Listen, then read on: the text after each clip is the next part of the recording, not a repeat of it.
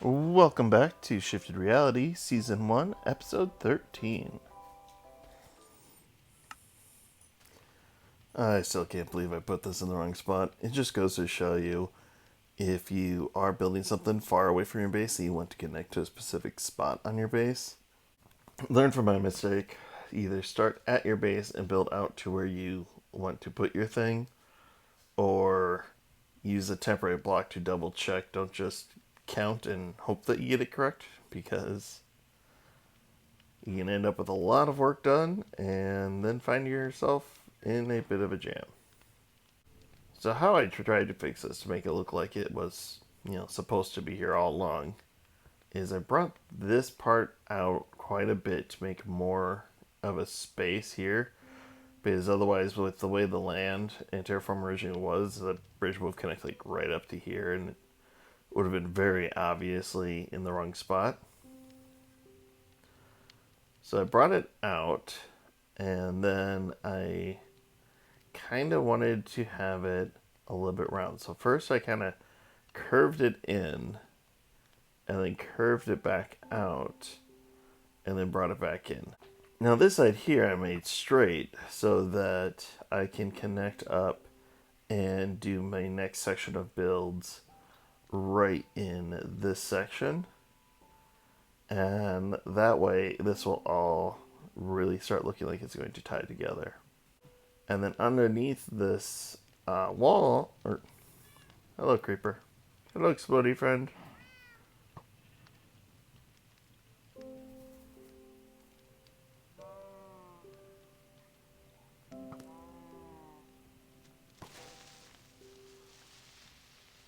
Okay, a little hard to aim with the HUD turned off. So underneath the bricks that I used to lay out the ground, I used various wall blocks to give a kind of a textured pattern, and in the corners I used a solid block to kind of make it stick out a little bit. But if you see, I used... God dang it. Any more creepers around here? And then in the corners you can see I used a solid block to make it stand out, but I also used them at different heights to kind of vary up and make a jagged pattern that you won't really notice too much, honestly, if you are further away from it. Let's say we come over here and take a look. You don't really notice it until you kind of come up closer, and then those pieces start standing out. Actually, this one right here, I should change that out with a wall block, I think. Overall, I think this is working out pretty well. It's adding a bit of more of a castle vibe to the structure and breaking up the more square sections that we have had initially over with these pieces. I knew I would need a lot of wool to soundproof the skulk sensors so that they only went off when and where I wanted them to sense a player riding by or walking by on the bridge. So after soundproofing one, I realized that this tiny little farm of sheep and manually collecting the wool was not providing nearly enough. And now, my first thought was, hey, why don't I just make my own wool farm? But then I remembered, I know a guy who already has a wool farm. So I'm going to go take it from him. So what's it got to do but to bring back Stealth Minovate to perform another heist and take the wool I need. Eagle-eye viewers, you might be able to see, if you look carefully, Stealth Minovate already at work, infiltrating the wool factory. Look at this wool factory, literally overflowing with wool and items of resources. They'll never even notice that it's gone. And there he is, Master Thief, Master of Heists, Stealth Minovate, descending from the ceiling on a cable in order to get in and take the wool from these helpless red sheep. And that, dear viewers, is how I, Master Thief Minovate, collected all the wool I needed to complete our redstone project and finish this bridge and its castle gates. Look, I'm not saying I'm proud of needing to steal from Bias Icewing's sheep farm, but if you have a farm that is producing this much wool and it's so overflowing that even by the time I take this out, it has already been fully restocked and is overflowing yet again, man, you gotta open a shop already so I can buy it legitimately from you. Come on, man. What's taking you so long? Okay, so I set up this calibrated skulk sensor so that if you walk past here, a redstone signal will go out, which will then open up the gate. And the idea was to take this, put a second one on the other side of the gate, and that way you have a bridge you can be riding along in. Gate opens before you get there, closes after you cut them through, and it looks all epic and stuff. But what I found was if, say, you're starting and stopping a lot on this one spot, you can send a signal a lot more frequently than you can with the button system that it was designed for, causing the gate to be both trying to open and close at the same time, which then messed it up, and I kind of got tired of fixing it. Now, to be fair, fixing it's not too big. The only thing that really gets messed up is the gravel or your sand or concrete powder, as the case may be, and you just gotta dig that out and replace it down. But it's annoying, and I didn't want to deal with it. So I was asking Red for advice on how to spam proof this, and he's currently taking a look at it and hasn't gotten back to me yet. But I figured, you know what? Hopefully whatever the spam proofing solution is something simple I can just install in this section here. So I went ahead and I started making the close gate signal. And it's all great, you know, you're coming along, doesn't go off, doesn't go off, doesn't go off. You get to right here, sends a signal. Hey, look, it'll shut down. And even if we don't fix the spammable issue, I didn't think it'd be that big a deal because, I mean, for the most part, people will just be riding in and out of here. Unless, of course, you have multiple people riding through at one point. But, you know, that is what it is. But then this one kept going off, like, even when it shouldn't. So I'm like right here, and I shouldn't be sending out from right here, but I kept seeing it going off and off and off. Well, I think that's why a lot of people design in redstone worlds first. Because what it is mobs and animals are spawning down here and walking underneath the bridge and setting it off. So I need to wool up the bottom of it as well as the sides in order to make sure that I don't end off and say I don't have it open and closed just because a zombie walks past my bridge. Fortunately, it's a fairly easy fix. I just had to move everything up one level so it was sitting on a bed of wool and has wool along the sides of it. So the only sound that can come through is the sounds that are coming from on top. And I ran it around down here a little bit to test it out, and I never got that little sound wave thing indicating that it's being triggered. And if you're wondering why I am covering up all of the redstone, it's because if you're running under here for any reason, such as I'm working on the redstone or anything else, it can the signal can actually travel through that observer into the sensor.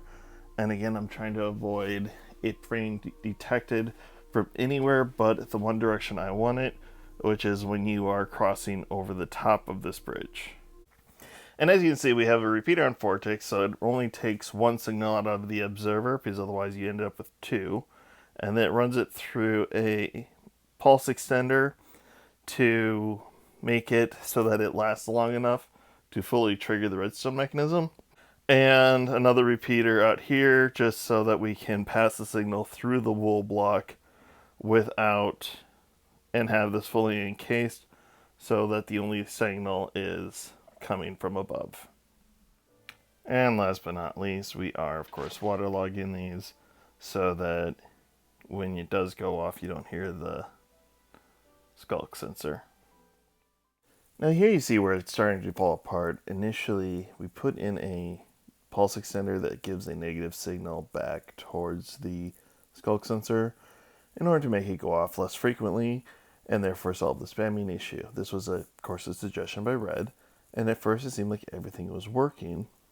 But then, as we returned back from the gate and are walking along the bridge, here the bridge shuts off. You walk forward a little bit and we turn around, and sure enough, we see that it's closing, but now we crouch so that we don't set off the skulk sensor again, and we can investigate how well it's successfully closed. We can come up and look at it. I probably didn't need to be crouching any further here, but you see the concrete powder broke on the ends for some reason, and I just could not figure that out. So unfortunately, I had to have Red come in directly rather than just giving me advice over direct messages on Discord to look at the redstone himself. And Red started looking at everything else I've done to tweak or modify his original design, including how I got the mechanism to stay open until you pass through to cause it to close again. And naturally, he had his suggestions and his opinions, including the fact that in order to close with the way I made the tweak, that it had to stay open and then run through the opening mechanism a second time before it could run the closing mechanism, which naturally he thought that was very inefficient, and I naturally agree with him, but it was the best design I could come up with. I did show him some of my other designs as to how I was trying to get it to stay open and only close on alternating signals, and he did give me a little bit lesson about monostable circuits and things like that still mostly over my head. I'm doing my best trying to learn and understand this stuff as he shows it to me, so I can maybe start doing this myself. But he did look at it, he came up with a plan, he had some ideas, and ultimately departed back to his creative world to recreate the new gate and a new suggestion for a closing mechanism that he then sent me to implement on my own. Now, if Redor had any theories as to why the concrete powder keeps breaking when it was closing, he never really gave me a firm answer, leaving me to ponder the issue and problem on my own, which I'll get back to. So Redor and I have been trying to troubleshoot the redstone on my bridge to figure out why it's not working. And I come over here to do some inventory management, and unexpectedly and out of nowhere, I have 6 diamonds in my stone chest. I think someone came by and was like, needed stone, and just decided to buy it from me without necessarily asking. And the only other person I've seen online lately that could have dropped this off was our neighbor, PurpleGhost. PurpleGhost is our neighbor that is over on that mountain, building her own castle overlooking Spec Space. And the thing is if she just wanted stone, I would have given it to her rather than, make her pay 6 diamonds for it. But I don't even know for sure it is her, but she's the only person I can think of that would have. So Purple Ghost comes on, and it turns out that she was in fact the one who purchased some stone from me because she needed a lot of it, and I still had a fair amount from when I dug out this hole for all of this. But what she also needs is dirt, which I also happen to have a fair amount of. So I am going to show her where my dirt supply is, and allow her to purchase or use some of that if she needs it as well. And 6 diamonds seems to be her going rate of saying, hey, I just want to have access to your storage. So, it's all good. Now I kind of think the reason the concrete powder kept falling and breaking was because I was triggering it from too far away for the falling block to properly process how it should go. So one of the things is we moved it up a little closer. And in order to keep people from stop spam clicking the skulk sensor, Red offered me a solution that I wasn't coming up with. Basically, when the signal comes off of the skulk sensor down to trigger the mechanism, it also splits over here into a pulse extender that then just simply comes back and feeds in as a negative signal to the comparator that's reading the signal off of the skulk sensor. And he also taught me that if you put a comparator then a repeater, you don't need the observer there in order to get the signal off the skulk sensor. I didn't know that. But now what that does is, as you can see, once it goes off, until that signal fades, we can't send it off a second time. And that gives it enough time for the door to fully open or to fully close. So Red rightfully criticized my method for keeping it open because in order to close it, it had to go through the open mechanism and then go through the closed mechanism. So he fixed that with a design that he sent to me that has a signal goes into the copper bulb, which will turn on the comparator and extend out this observer. And that will power upwards to send a signal up in order to activate the close mechanism.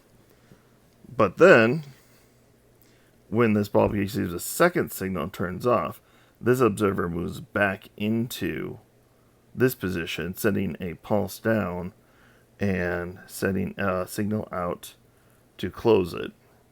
You know what? I want to talk more about this, but it's going to be easier once I have a proper floor on this bridge. So I will be right back after I finish off attaching this together. While I was in the middle of putting on a floor on my bridge, I noticed that BeeDaWorker came online. And if you remember from previous episodes, he's the player that real life is kind of getting in the way, so he's not on as much. So naturally, I was curious what he was up to. They got him on the server. And I find him playing a little prank on Bias Icewing by filling up his Pentagon, aka as I call it, the donut, with all these fishermen villagers. And I think part of the reason he chose fishermen to do this is they probably have some of the most useless trades in the market. But hey, he's doing Bias Icewing a favor, right? He's giving him plenty of employees for his donut. So I stuck around to help him out with breeding the villagers and even trading them up. He wanted a couple of the villagers to have their maximum master trades, and I had plenty of leftover cod and salmon from my early fisherman days of the server, as well as plenty of emeralds from trading in my own librarians and cartographers. So it was pretty easy to help him out and get these guys up to higher levels, just to help him with his prank a little bit and make his time go a little bit easier. Now, one thing that did kind of catch us both a little bit off guard, I haven't built an iron farm this season, but previous iterations of this server, I had been known as making the largest, most efficient iron farms and outproducing everyone else and selling it. And I was a little bit surprised that in all the time we've been here, we never got a single iron golem to spawn, even after we were well past the normal capacity and a spare number of beds that they should have started spawning periodically, at least one, if not two. And I'm starting to wonder, do I need to look into seeing if the iron golem spawn mechanics have changed on Bedrock 1.21? And now, after we helped Bee with his little prank, we did get the floor onto our bridge, and a couple server mates came over to check out how well my gate was functioning and give me their opinions. Here's Bias Icewing trying to check out how the mechanism works, and TrainTronic, which for some reason he's showing up as an Alex skin today instead of his Steve skin. I don't know if that was on purpose or not, but you'll also notice Bias Icewing gets caught up in the mechanism a couple times as it opens and closes, but never manages to actually break it, which means the gate is now a lot more stable. I wonder what his reaction would be if he knew that the only reason this was working is because I stole a bunch of red wool from him, as he has not yet seemed to have noticed the avatar I left behind doing the Mission Impossible heist maneuver of lowering from the ceiling. So we'll have to wait to see his reaction to that at a later time when he does eventually discover it. No, that is all the time we have for today. And now we have this lovely bridge we can ride out on and no longer have to go up and down the river valley and try and find a place to jump across with our horse.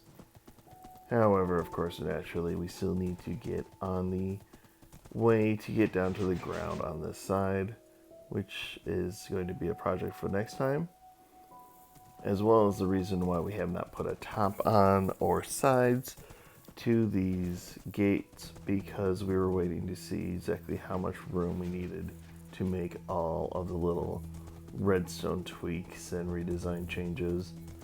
But now that that's all sorted out and everything is working correctly and in a stable manner, we will see you at a future shifted reality. I do hope you're subscribed. Please leave comments and come back to let me know what you think of our designs and our new bridges.